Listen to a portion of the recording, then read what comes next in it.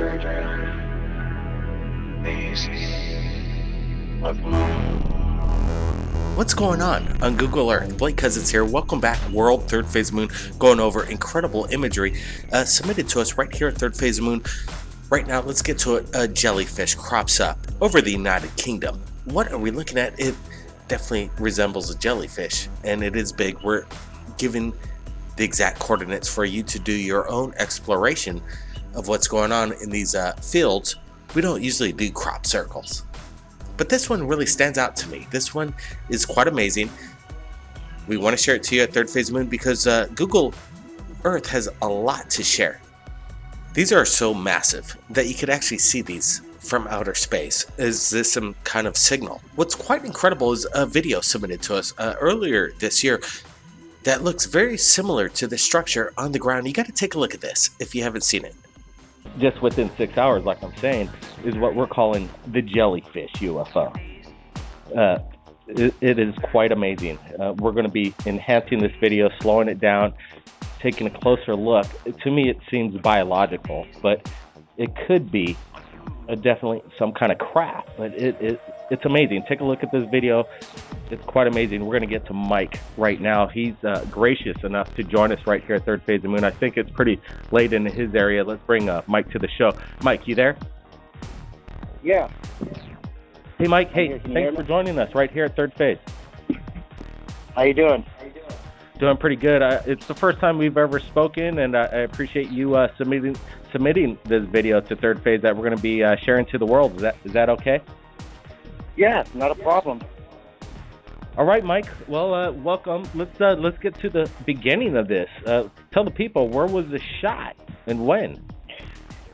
It's in a little town called Dos Palos. It's about I don't know. It's probably about 35 miles, 40 miles from Fresno, and just a little ways off of I-5. Where the actual craft was flying was on the outskirts of town, towards the I-5 freeway that sits back a little ways from town, and it was amazing. I with the naked eye, or maybe even say a smartphone camera, not really strong enough to focus in real close to it, and you couldn't really tell what it was, other than just something in the sky. But then when you focus in, it was amazing to see that tail on the bottom. Well, that's what struck me right off the bat. In the beginning, I thought, well, I pretty much might have dismissed it as a weather balloon sighting, but the closer I look, the closer you look at it, though, the weather balloons don't act in this way, and it continuously morphs, and the colors are quite amazing. This purple, translucent, iridescence kind of image. It reminds me straight out of a Chinese man-o-war that we have over here in Hawaii. These man-o-war, these jellyfish that have these tentacles that kind of have... the video last... That's great to see that. This video, we're going to go over, I think you said this video in two parts. We're going to go over it raw right here at the Third Phase of Moon Radio right now. I'm sure we're going to be posting some special clips just right after the show at the Third Phase so everybody could take a quick look on what's going on. But let me tell you, what were you thinking at the time when you shot this? I was in shock, and for it to be something that you would get that much time to see in the sky like that was amazing too. I mean, you see a lot of footage of certain things. Very seldom do you ever get to capture anything for that long of that period of time. But it was very slow moving. That probably was a lot to do with it. But I just, to this day, and like I said, that was a few years ago, and I'm in awe still. I can't even fathom what the heck it was. It looks quite large. You zoom in on it, and you have some perspective with telephone wires. And how large would you say this craft was? Well, to me, it looks like it took the distance that I could say it was from where I'm at, and it's speculation, of course, but I'd say probably if you put up a penny or something out in front of you in your hand, that would probably be what it would take to cover it, the round part of it. So would my guesstimate, I'm looking at the video right now, I'm thinking, approximately, 70 to 80 feet long? It, at least. I mean, I don't know. it was incredible. But it was large. It wasn't small. That's for sure. I don't even know how it was moving. I mean, what propelled it? Yeah, if it's a weather balloon, you would have thought it would have just kind of floated along and then out of sight pretty quickly. This is what they do. But this video goes on for about approximately 12 to 20 minutes. I'm not exactly sure. It's a two-part video. Yeah. It's breaking news. Go ahead. No, I was saying, yeah, it was about 12 minutes, and then there was another short period after that I had in part two. Wow, so did you show this to any friends, family, anybody give any opinion on what they thought it was right off the bat?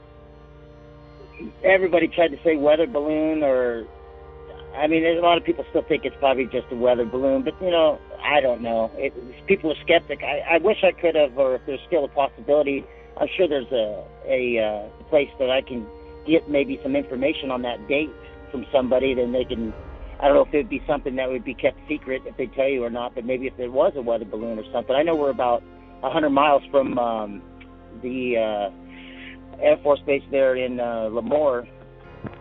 You know, it definitely could be a military experiment, weather balloon, but, you know, when we're taking a close look at it, we're going to let the people decide on what this is, and I'm sure people are going to have a lot of opinions and pretty much strike it off as a weather balloon right away, but it's giving off these strange characteristics. We're slowing things down.